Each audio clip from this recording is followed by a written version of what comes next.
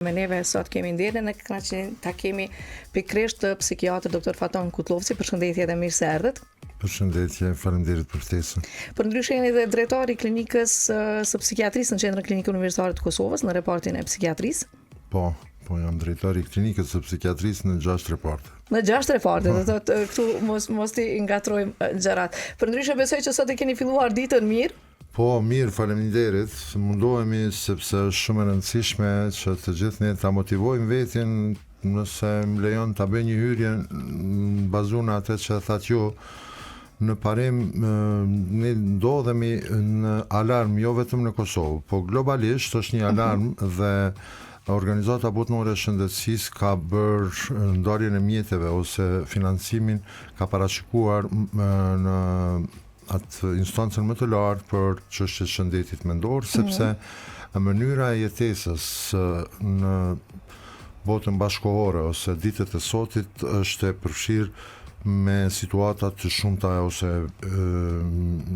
mendojmë ballafaqohemi me situata të stresit, të ankthit dhe mandej këto shpihen drejt zhvillimit të çrregullimeve të ndryshme psikike për të cilat shumica e njerëzve natyrisht duke mos qenë profesionist edhe nuk e din përgjigjen, marrin informatat ndoshta edhe jo relevante, jo ndoshta po sigurisht jo relevante nga Google, tani së fundmi nga ChatGPT, sepse ajo që duhet bërë ne është që të konsultohemi me profesionistët të shëndetit mendor. Falem se po zgjatem pak, po unë ndonjëherë për hajgare them se ajo që po ndikon shumë në shkatrimin ose në dëmtimin e shëndetit tonë mendor janë profesionistët jo adekuat, barnatorët jo profesionistët, jo farmacistët, jo barnatorët si nocion, po personat që punojnë në barnatore dhe që duket nuk janë të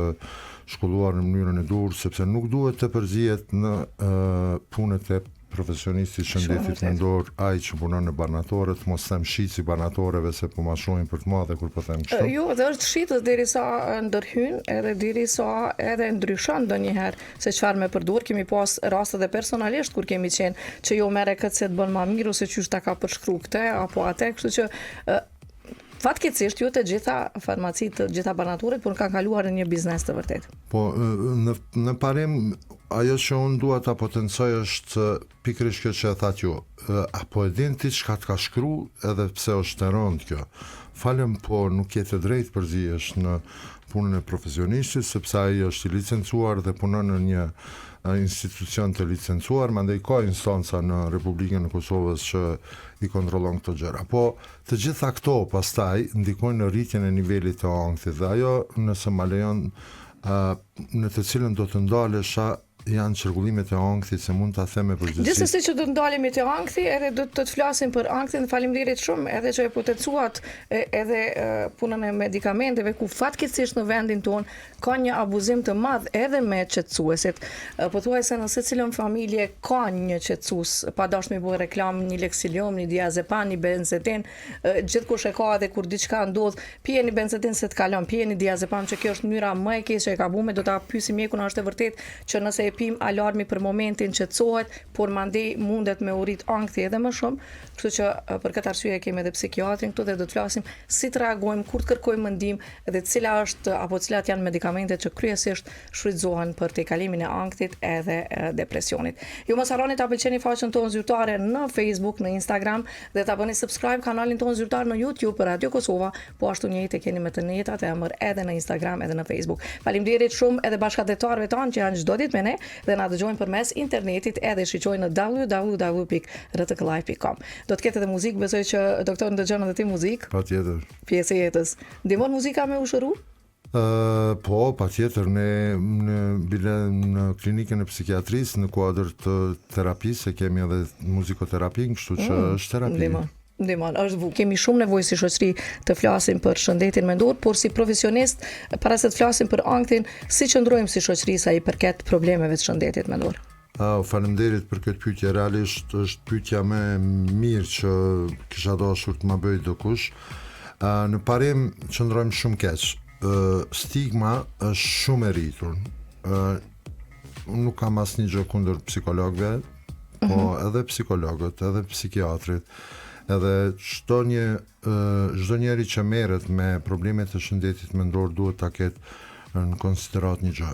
Nuk duhet i themi njeriu që ti s'bën me përdor ilaçe, ose nuk duhet me i thonë njerit çka ka ndodhur me ty, s'ka ndodhur me askënd, ose s'bën me shku te psikologu, ose s'bën me shku te psikiatri, po ne duhet që të bashkëpunojmë dhe që t'i edukojmë qytetarët tonë se çrregullimi i ankthit nuk është fundi.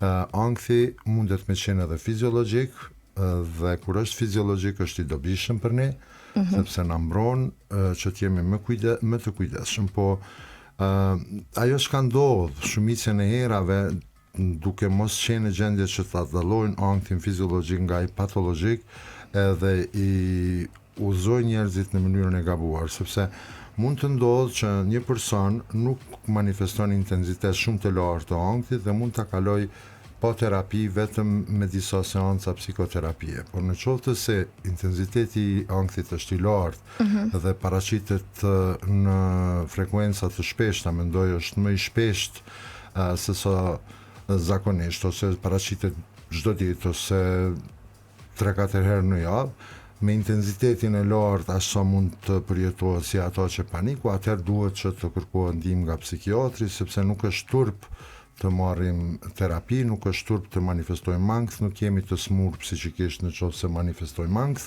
përkundrazi në qoftë se nuk e trajtojmë ankthin, mund të e përkeqësojmë gjendjen deri në atë shkallë sa që të shkojmë drejt depresionit ose edhe të manifestojmë çrregullime tjera psikike.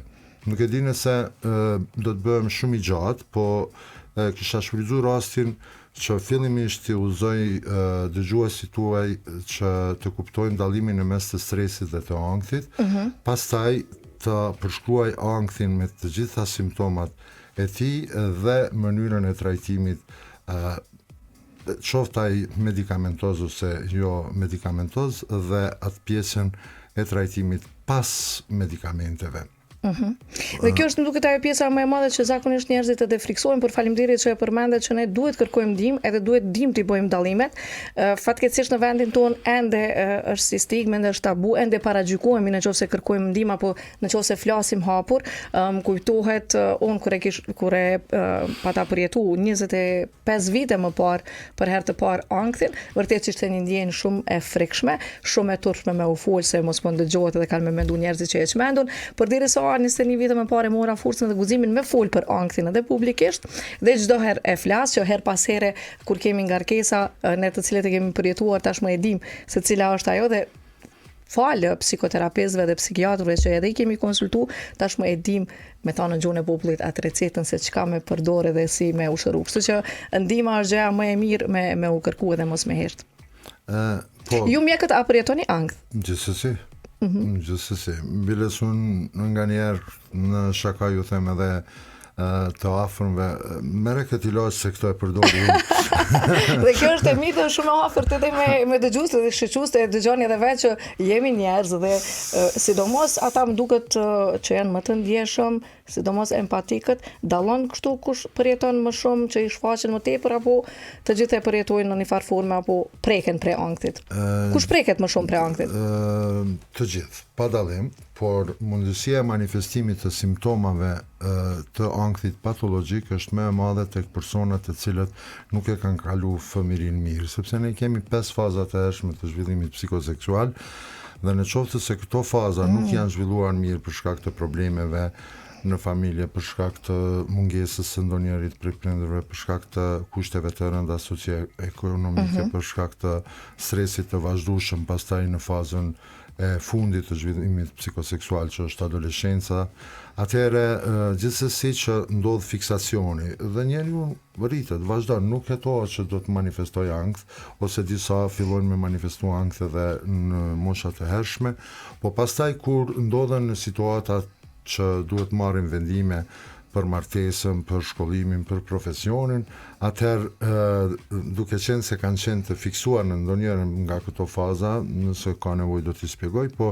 e rëndësishme është ta shpjegoj ankthin, atëherë regredon dhe në varësi nga ajo se në cilën fazë ka ndodhur fiksacioni do të manifestohen simptomat. Po në përgjithësi ankthi është ajo frika kërcënuese për të ardhmen. Do të thotë, njeriu që manifeston ankth e ka një gjë që mendon shumë shpejt. Si rezultati numrit të madh të mendimeve, pastaj në rrjedhën normale të menduarit futen mendime të dhunshme, të cilat ai i din që nuk janë të tija, por nuk mund t'i menaxhoj. Unë shpesh u them klientëve të mi, a ke një orë gjatë ditës që je mirë? Thot, po. I them, e po mirë, atëherë, si është e mundun që një sëmundje e rëndë, të cilën ti po e përjeton kaq rëndë, që e di që po e përjeton rëndë, të mos jetë prezente brenda kësaj një ore. Thot, valla se pas na mendu kështu, doktor. Po mirë, atëherë mendoje se ankthi nuk është asnjë gjë dhe ti nuk po i friksohesh ankthit, por po i friksohesh simptomave të cilat manifestohen për shkak të ankthit. Dhe tash unë do ta shfrytëzoj emisionin tuaj që të përçoj një mesazh dhe natyrisht ta jap sharimin profesional pse ndodhin simptomat fizike për të cilat alarmohen të gjithë dhe kërkojnë Dhe natyrisht na përshkruash pak se cilat janë ato simptoma. Gjithsesi. Tash, por do të ndalem tani te ajo periudha një orë kur njeriu nuk manifeston asnjë gjë. Dhe pa dëshirën e personit, njeriu i cili është i atakuar nga çrregullimi i ankthit do të mendoj keq për të ardhmen, çka nëse vdes, çka nëse kam një sëmundje që mjekët nuk po ma gjejnë, çka nëse më kap kur jam vet, çka do të ndodh me mua, çka do të ndodh me prindrit, çka do të ndodh me fëmijët, çka do të ndodh me burrin, dhe pastaj shfaqet ajo që ne në psikiatri e quajmë konflikt intrapsikik, një ndjenjë sikurse me të zaptu diçka, me të okupu, s'ke fuqi me estutje, dhe brenda krahnorit pastaj ka një ndjenjë të parehatisë madhe, e cila duhet me u zgjidh. Organizmi ndodhet në gjendje alarmi dhe ky konflikti, si gjitha konfliktet tjera në botë, duhet të zgjidhet. Ekzistojnë dy mënyra si përgjigje organizmit ndaj ankthit, të cilat vetë organizmi i shfrytëzon për ta zgjidhur ankthin. E para është konvertimi i ankthit në simptoma fizike, pa vetëdijshëm, dhe e dyta përmes ngacmimit të sistemit nervor autonom, i cili është përgjegjës për simptomat neurovegetative dhe simptomat trupore të cilat i manifestojnë. Nëse ndodh rruga e parë e zgjidhjes së këtij konflikti ose konvertimi, atëherë s'ka çare që ankthi pa i përcjell rrugët anatomike të nervave kranial dhe do të manifestohet me simptoma fizike në varësi nga ajo se ku është me shprehur frika. Në qoftë se ka frikë nga sulmet e zemrës, do të ka shtrëngime në krahnor, do t'i shtangohet nofulla, ose do Dhe pikërisht na kanë arrit pyetjet, faleminderit për gjithë ata që po na përshëndetin. Dëgjues tanë, edhe pse unë nuk e kam publikuar dhe nuk e kemi telefonin e hapur, por ja që shfrytëzojnë rrjetet sociale në privat më shkruajnë edhe mu. Na kanë shkruar edhe gazetarët nga dhoma e lajmeve, por edhe dëgjues tanë nga Austria, nga Suedia, edhe Norvegjia. Faleminderit shumë që jeni me neve. Përndryshe edhe nga Kosova, nga Gjakova, pikërisht është pyetja një 22 vjeçare pyet edhe pse kam bë kontrol në zemrës, zakonisht më shfaqet një dhimbje e madhe tek zemra dhe tek dora, që e kanë dëgju prej familjarëve të vet, dhe thotë ndoshta mjeku nuk e ka pa mirë edhe pse më ka bë ehon e zemrës. Kështu që cilat janë ato simptome, dhe ju po sa e përmendet që pikërisht ato frikë ku kemi ato sëmundje apo ato mendime shfaqen edhe me simptome. Po këtë po e shpjegoj. Atash kjo ishte mënyra e parë e zgjidhjes po e më rrallë e zgjidhjes së konfliktit intrapsikik. Tash në qoftë se është zgjedh alarmimi i sistemit nervor autonom si zgjidhje ndaj konfliktit intrapsikik, do të manifestohet në atë formë që vjen me një ndjesi të peshës së ligështisë nga lukti, i cili ngushton krahnorin dhe personi manifeston ndjenjen e frymëzënies. Pastaj kjo manifestohet me tharje të gojës, me gjirsitje të durve, me të rrahura të shpeshta të zemrës, valër nxehtër ftoftë nëpër trup, ndjenjen që po i nxehet kryt, marramendje, nevojën me çaj pa arsye, mandej nevojën me shku shpesh në banjo, ka thirrje të shpeshta me shku në tualet dhe në realitet nuk ekziston nevoja. Po për shkak të ankthit rritet peristaltika e muskulaturës së lëmuar dhe ka këto thirrje të rrejshme për tualetin, po ashtu ndjenjen se do të vill E njëjta është për shkak të rritjes së peristaltikës së muskulaturës së lëmuar në këtë razorve dhe njeriu ka ndjenjen se do të vjedh. Të nisin nga Prizrena kishte pyetur, është e mundur që nga ankthi pavarësisht të analizave, probleme vetëm me kolesterolin, por është e mundur që me përjetu her pas here dridhje të këmbëve aq shumë sa që mos me mujt me ndajt në këmbë.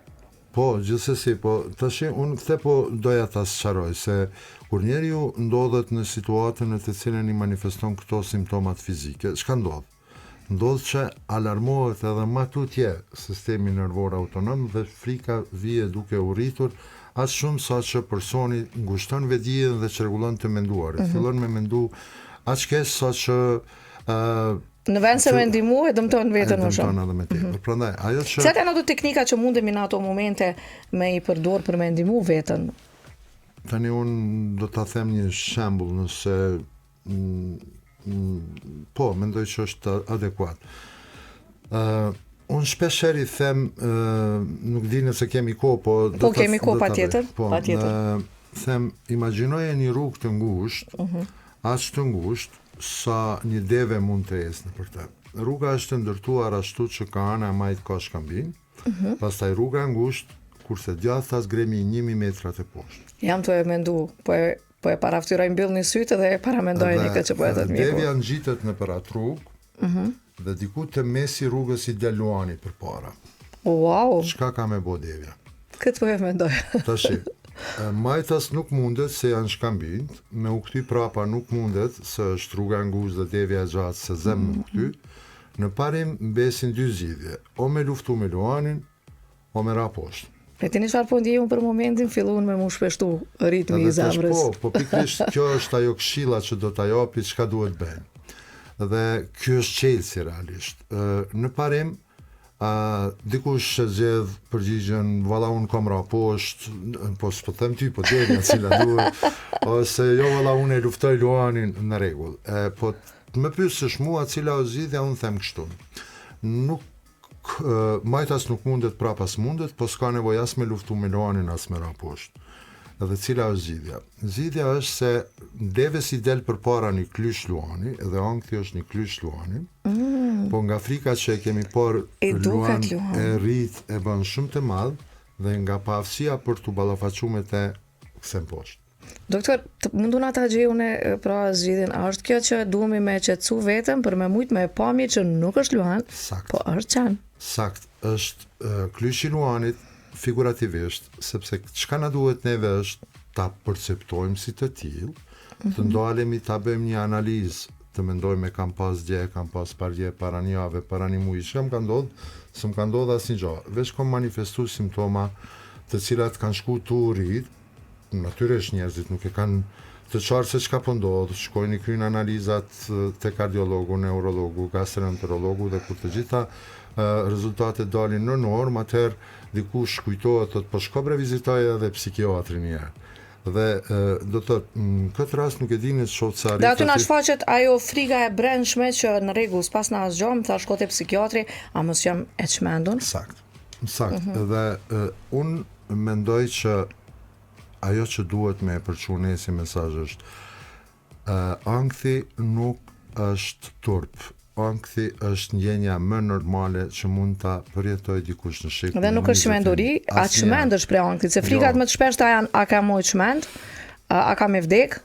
Jo, po sigurisht, unë e thash, po jo, ankthi nuk është çmenduri, ankthi është shoku jon, është ai që na përcjell në jetën e përditshme, po nga ne varet nëse do ta bëjmë shok të mirë apo pak më pak të mirë. Dhe unë mendoj që ne duhet ta bëjmë shok të mirë, në raste të caktuara pak më pak të mirë. Çfarë dua të them është që ne duhet të mësohemi të jetojmë me ankthin, sepse ditë për ditë jetojmë me stresin. Njerëzit janë mësuar të kuptojnë, të thonë realisht unë kam stres, realisht po. Përjetojmë stres, po çka është stresi? Stresi është gjithçka e ngjashme me ankthin, të gjitha simptomat e njëjta, vetëm që stresi është prezent për aq kohë sa është prezent stresori. Në momentin kur largohet stresori, nuk ka stres më. Ndërsa ankthi nuk varet prej stresorit, po varet nga mendimet kërcënuese për të ardhmen dhe vazhdon të jetë prezent deri në momentin kur ta kuptojmë se çka është në pyetje. Në këtë situatë ne duhet që ta vizitojmë profesionistin e shëndetit mendor, të përdorim antidepresant.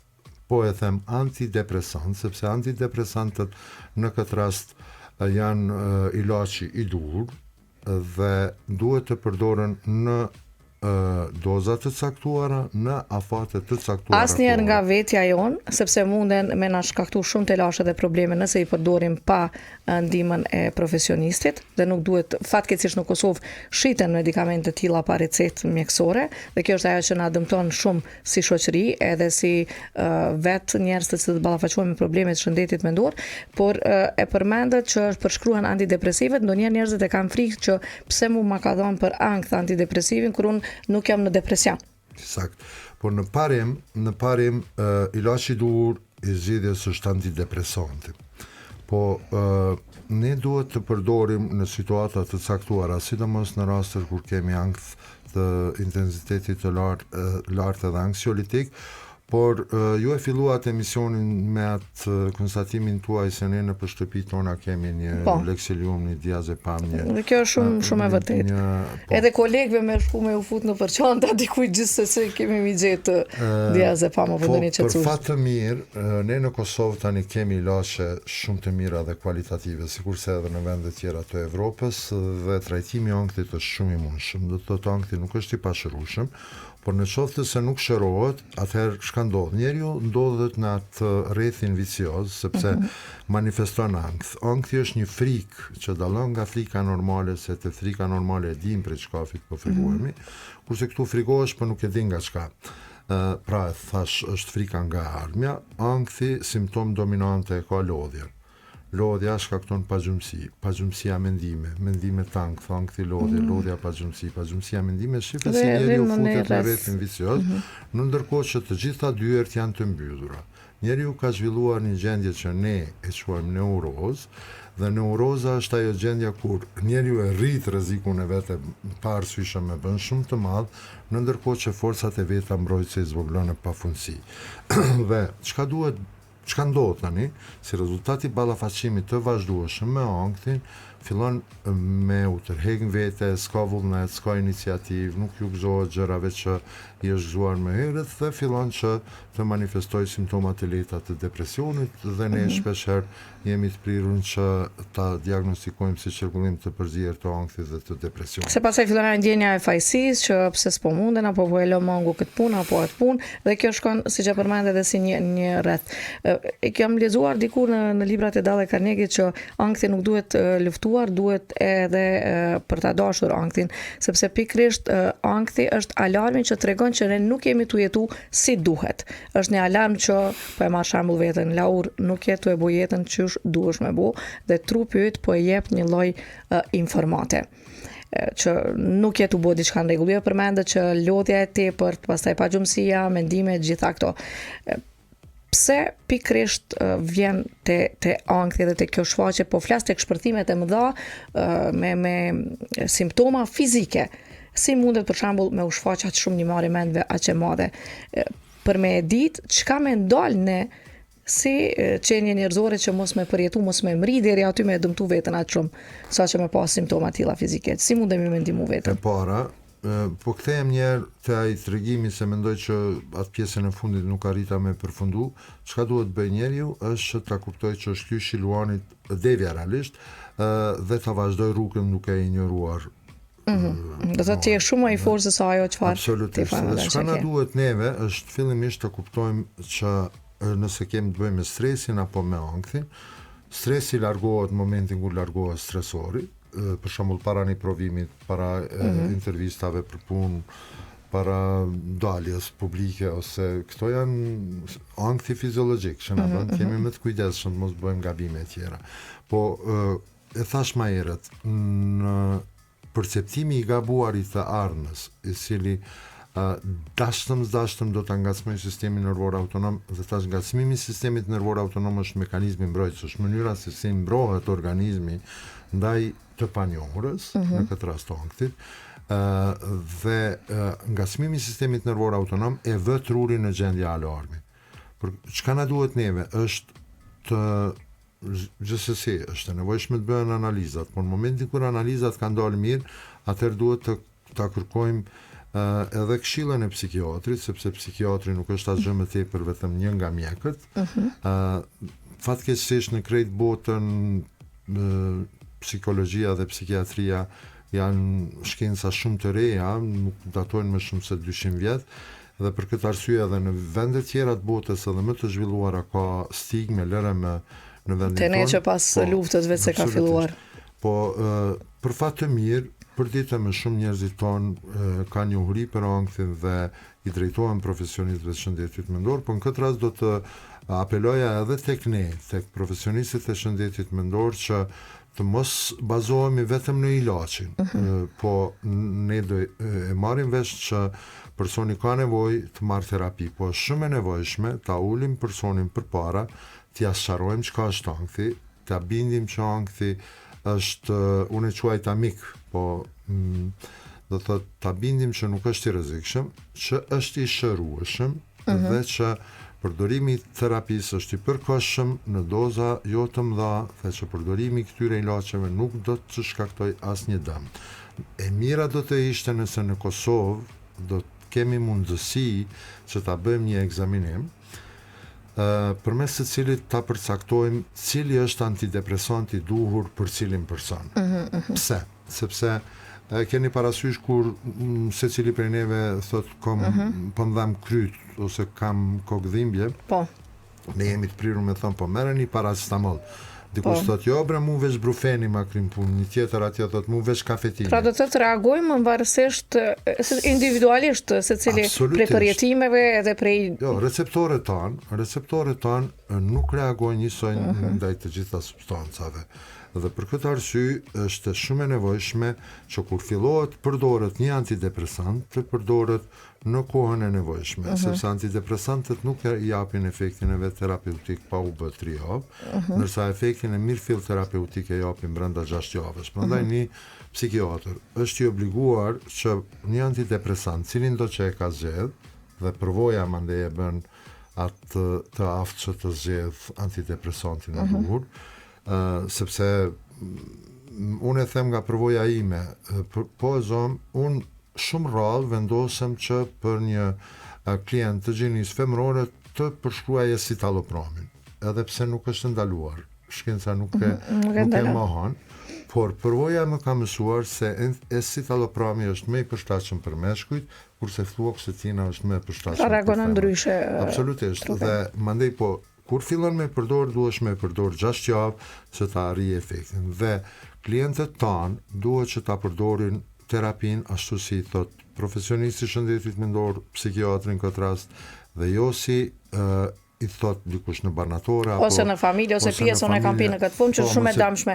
Doktor, tu do të ndalesha pikërisht edhe tek puna e medikamenteve, sepse ka raste, nuk e di a është shumë apo pak, ka raste kur pikërisht në fillim të terapisë dorëzohen dhe nuk e përdorin. Për shkak se e përmendat që derisa është kjo faza 3 javësh dhe pastaj 6 javë, ku unë vetë që e kam përdor antidepresivin, e di që ato 3 javë të para në thojza po i quaj duken si të merit, por nuk janë, duke që simptomat po rriten edhe më shumë.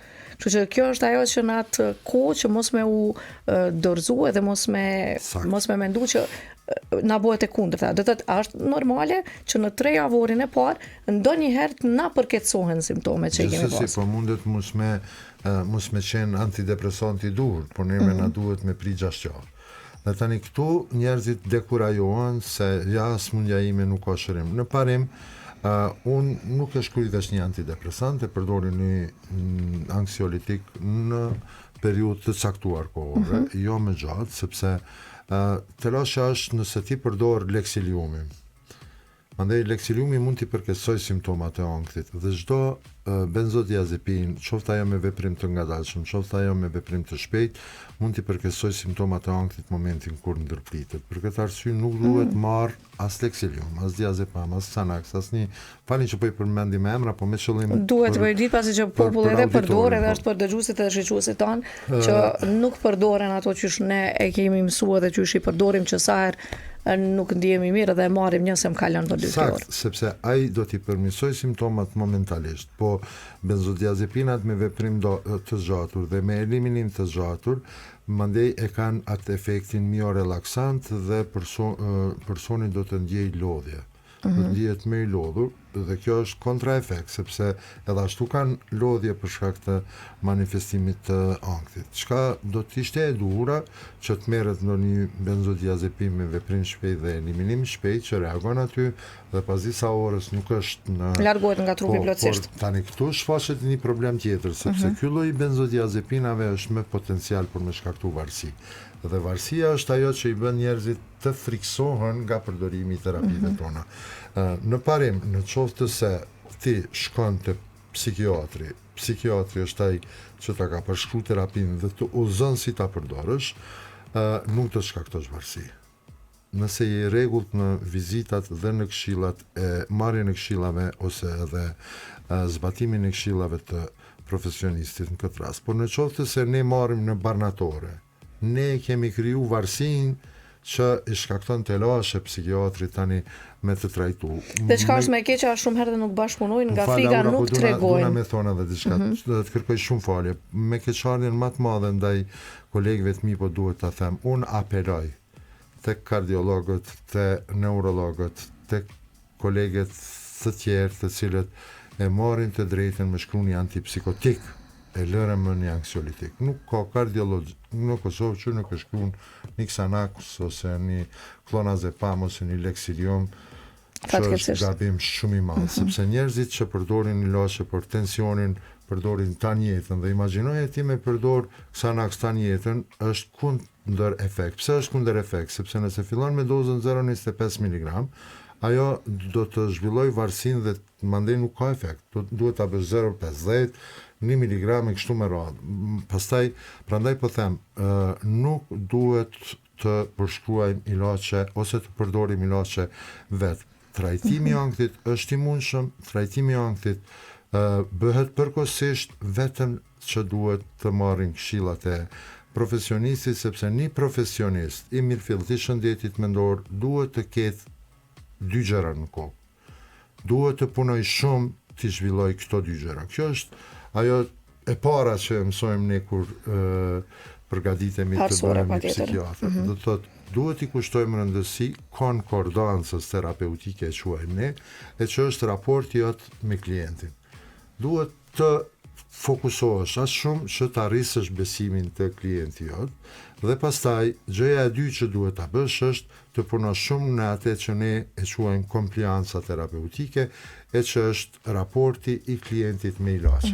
Edhe pse ju e thatë në fillim që varet për intensitetit të ankthit, por ka dhe pyetje që a mundemi që kemi frikë nga përdorimi i terapisë, a mundemi me të kalu anktin pa e përdor pa pi terapi, por veç me psikoterapi. Në qoftë se është ankthi patologjik, jo. Jo, duhet me u trajtu. Ankthi patologjik që shfaqet shpesh dhe me intensitet në lartë duhet me u trajtu me ilaçe.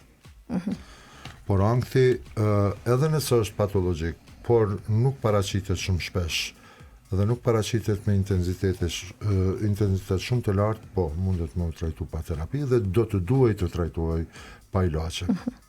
Do të thotë nuk kemi nevojë edhe pse me u shqetësu edhe me u friksu. Për ndryshe, nesër po ashtu e kemi të ftuar edhe psikoterapistin në studio që do të flasim edhe për të mundësi tjera përmes bisedës, përmes edhe formave, metodave të ndryshme që i përdoren edhe psikoterapistët, natyrisht në intensitet kur edhe është i menaxhueshëm ankthi. Ka pasur edhe raste për shkak të dhunës së madhe të familjes që është në rritje e sipër në vendin tonë, dhuna në familje a mundet me ndiku që ankthi jon me u përkecu apo me qenë edhe shkaktar të ankthit, në qoftë se përjetojnë dhunë në familje. Jo vetëm ankthin, pastaj dhuna në familje është shkaktari shumë telasheve.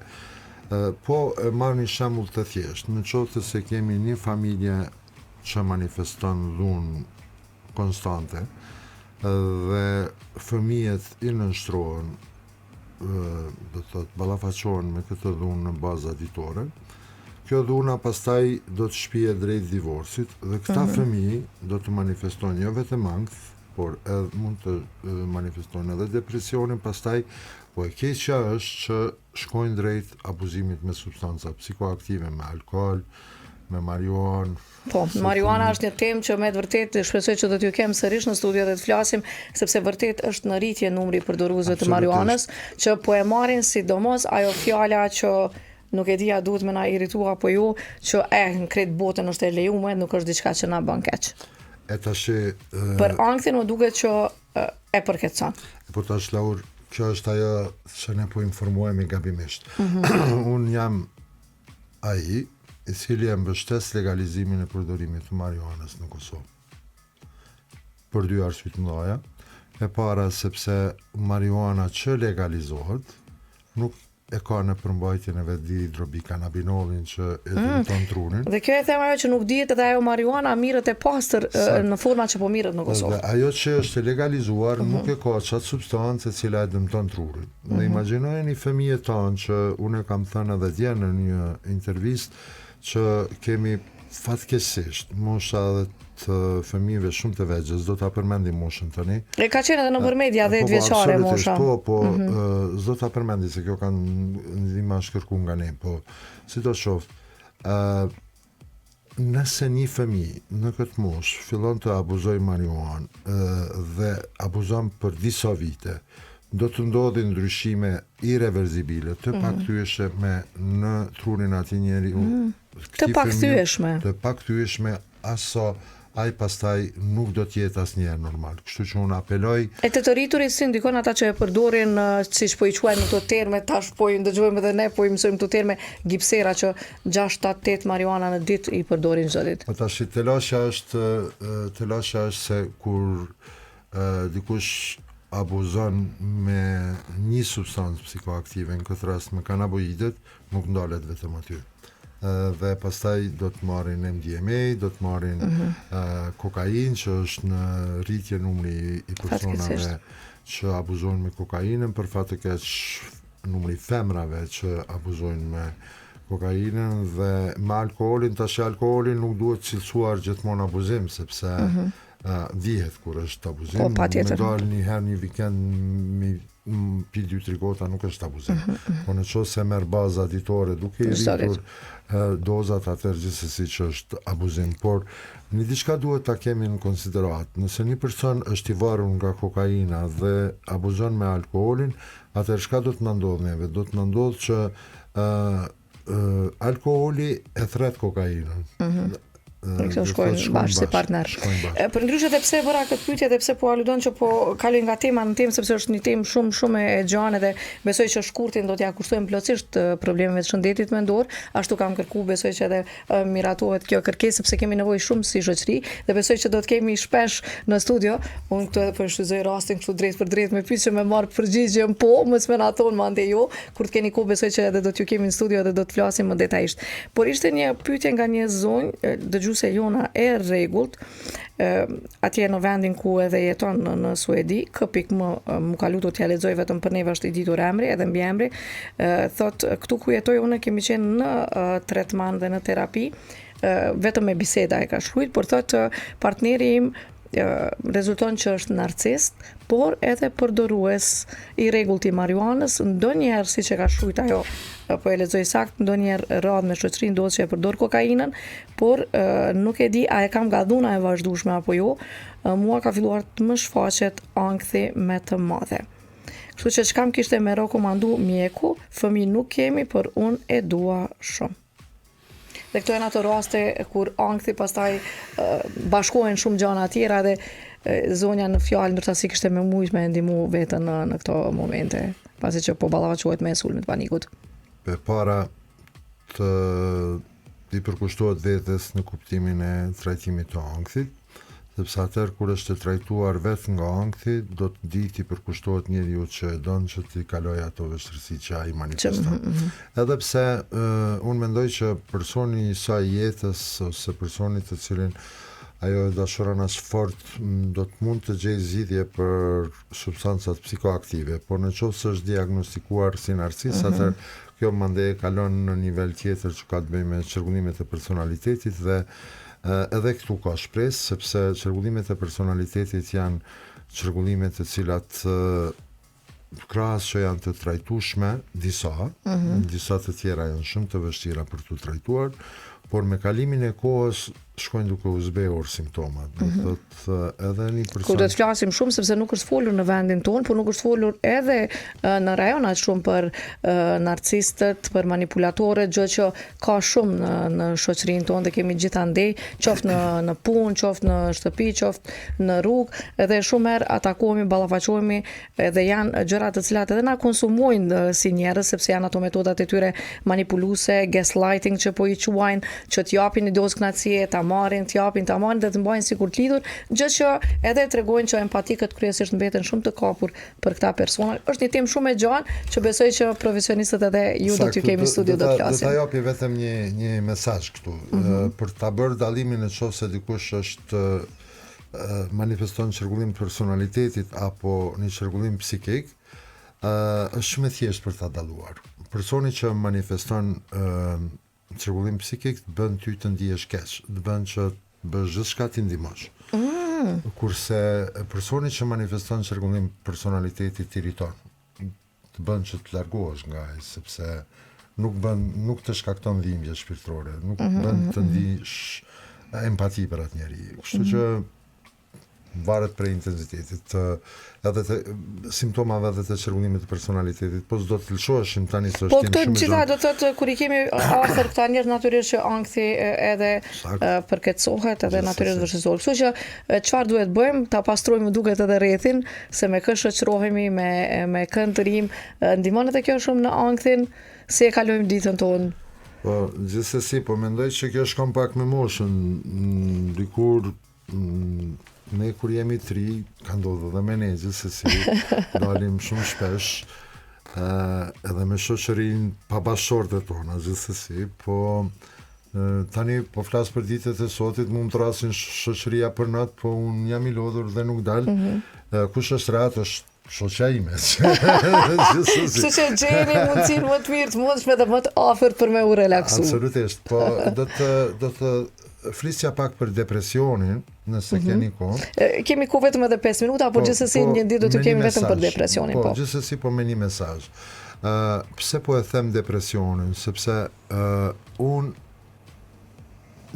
jam në gjendje. Bëj gjithçka që është e mundur për secilin portal, që në baza ditore 24/7 jam në dispozicion që të këshillohen me mua dhe me secilin prej kolegëve të mi, se flas tani edhe në emër të kolegëve të mi, që të kenë kujdes kur e plasojnë një lajm në portale në lidhje me suicidin. Ky është edhe si lajm edhe ditën e djeshme dhe sepse është shumë keq në qoftë se lansohet si lajm i pafiltruar, del biles edhe me foto, dhe përshkruhet në detaje mënyra se si filani ka kryer suicidin. Po, dhe në këtë rast po flasim për vetvrasje. Dhe tash imagjinojeni në qoftë se dikush në të njëjtën periudhë manifeston ide suicidale ose vetvrasëse. Dhe ti po ja tregon mënyrën do të thotë është shumë e mundur të zhvillohet ajo që ne e quajmë copycat sindromi ose Werther sindromi. Sindromi kopjues. Dhe prandaj unë them që portalet munden dhe të gjitha mjetet e informimit me ndihmu shumë shoqërisë tonë përmes emisioneve edukative, duke marrë shembuj të personave që kanë pas ankthin dhe që kanë të i kaluar, që të flasin për përvojat e tyre, që t'i bindim njerëzit që ankthi dhe depresionin nuk janë të pashërueshme. Shumë e vërtet, dhe kjo ndonjëherë edhe të ata që e kanë përjetuar dikur vite më parë dhe sërish u kthehet, nuk duhet të kenë frikë sepse sërish është i menaxhueshëm. Unë dje biles me doktoreshën Fatmire Mullhaqa po flisnim për ligjin, pasi që ka qenë pjesë e komisionit shëndetësor, edhe unë atë moment deri sa po i intervistoja, kisha një moment vogël që veç kisha një lloj të sulmit paniku ta quja dhe fillova me qesh dhe thash më mirë po e them hapur edhe po e kërkoj ndihmën sepse kjo në ato metoda të themi ndoshta edhe kur ne e mbrojmë veten nga këto momente duke i fol vetit që nuk është asgjë ka ardh qysh ka ardh edhe shkon. Doktor, faleminderit shumë që ishit me neve.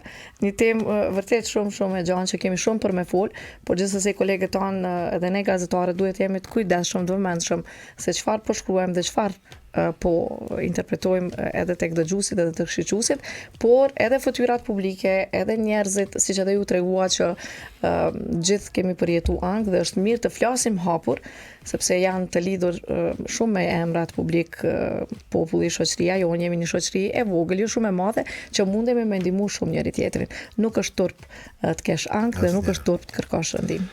Juve faleminderit për hapësirën. Milon do të konsultojmë pak me ju në përfundim të emisionit. Nuk ka problem. Faleminderit për hapësirën. Shpresoj që gjithçka që kam thënë t'i ketë shërbyer çdo njeri nga dëgjuesit tuaj dhe do të isha shumë i lumtur nëse i kam ndihmu kujt vetëm 1%, po më ftoni sa që keni nevojë me qëllim që të kontribuojmë ta arrisim unë dhe ti bashkat papageno efektin edukativ që do t'i mësoj njerëzit që përjetimi i qarkullimit psikik nuk është fundi, por që është ndoshta fillimi i një diçkafës që mund të jetë e re dhe shumë e mirë. Dhe shumë e mirë dhe shumë qetësuese. Doktor, faleminderit shumë që ishit me neve. Përndryshe nga dhoma e lajmeve, na e kam bërë një pyetje edhe pse ne e kemi pasur edhe gjatë ditës së djeshme, vetë tashmë ish kryetar në Komisionin Shëndetësor që ka folur për ligjin, por diçka që ndoshta si drejtor edhe pse nuk mundi me fol vetëm për ligjin, kanë bërë një pyetje që ligji për shëndetin mendor apo i përgjigjet nevojave të kohës, pasi që Komisioni për Shëndetësi ka rekomanduar Ministrinë e Shëndetësisë për ndryshim të ligjit, pasi që sipas tyre ligji aktual nuk i përgjigjet nevojave të kohës. I përgjigje kështu të përgjithshme. Jo, s'është e përgjithshme, po është pyetje për mua, sepse unë kam qenë kryetari i komisionit për hartimin e draft projekt ligjit. Po vërtet? Të ri për shëndetin. Kështu që edhe për ligjin mundemi me u pas një ditë. Kështu që do të them që ligji aktual, gjithsesi që në kohën kur është hartuar, është bërë në këtë mënyrë si është bërë, nuk është i duhuri, ka mangësi dhe shpesh na shkakton shumë vështirësi në funksionimin tonë të përditshëm gjatë punës tonë të përditshme në klinik, por gjithsesi që në draft projekt ligjin e ri i kemi marrë në konsiderat të gjitha vërejtjet dhe jemi mundu që t'i marrim në konsiderat të gjitha vërejtjet nga Komisioni për Shëndetësi i Parlamentit të Republikës Kosovës. Por një gjë që do ta them është që sistemi nervor, sistemi i shëndetit mendor në Kosovë është shumë mirë i strukturuar.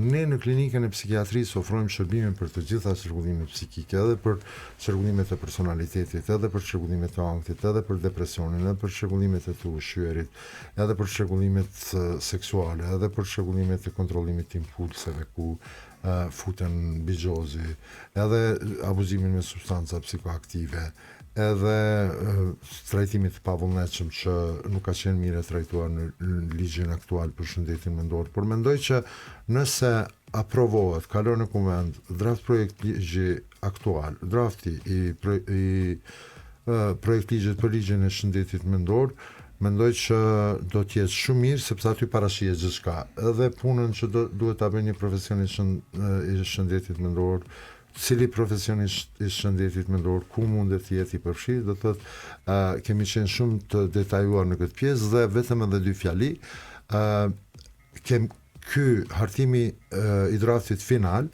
ka ndodhur në muajin korrekt vitit të kaluar, mendoj ndiku në fundin prej datës 20 korrekt 2025 dhe kemi patur 3 ekspert realisht nga Bashkimi Evropian, të cilët kanë marrë pjesë në një punëtori 1 javore dhe kemi adresuar çështjet e shëndetit mendor sipas ligjit në përputhje me ato se si janë të parapara në vendet e Bashkimit Evropian, edhe një info që besoj dëgjuesit nuk e dinë. Unë si kryetari Asociacionit Psikiatrave të Kosovës Kam patur nderin që e kemi antarësuar APK në kuadër të EPA-s. Do të thotë, kjo i bjen si mu antarësu Kosova në Bashkimin Evropian. Ne kemi antarësu Asociacionin e Psikiatrave të Kosovës në Asociacionin e Psikiatrave Evropian. Dhe kjo është shumë e dobishme. Pse është e dobishme? Sepse profesionistët tonë shëndetit mendor, kur krijojnë një punim shkencor, kur bëjnë një prezantim rasti, nuk ka nevojë të kërkojnë mendoj revista që munden me qenë edhe të falsifikume, po përmes Asociacionit të Psikiatrave të Kosovës, nëpërmjet EPA-s mund t'i gjejnë revistat e duhura dhe të bëjnë publikimin e punimeve shkencore. Dhe kjo me të vërtet që është një lajm i mirë dhe një arritje shumë e mirë, ju lumë që keni arritë edhe ti inkuadron aty. Ju falemnderit shumë që ishit me neve. Falemnderit edhe njerë, po m'duket po na shkon muhabeti, vazhdojmë. Po na shkon patjetër, sidomos kur kemi pyetje të shumta që kemi nevojë me bëu për psikiatri.